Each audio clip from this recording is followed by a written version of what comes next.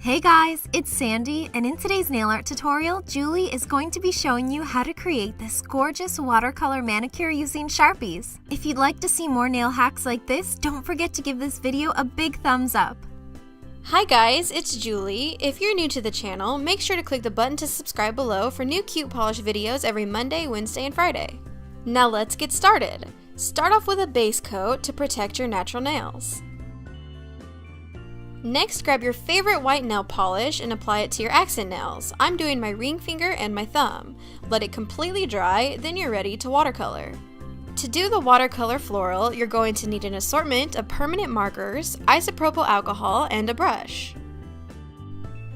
Grab your first Sharpie and draw in some flower petals. This design is perfect for all you doodlers out there because you can really get creative and draw whatever you want. Now grab a second color and go around the flower petals. This will give a cool watercolor effect later. Now dip your brush into the alcohol and dab once over each petal and watch the magic happen.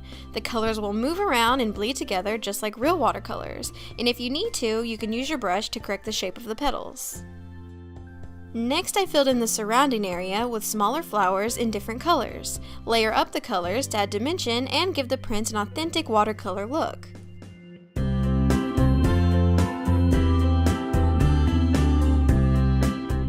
To finish the floral print, I used a black Sharpie and added dots to the middles of the flowers.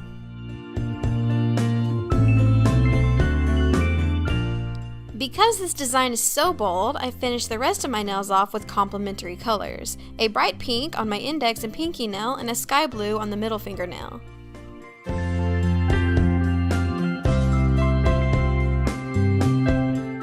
Allow your Sharpie nail plenty of time to dry, then apply a fast drying top coat to seal in your design and add a beautiful shine.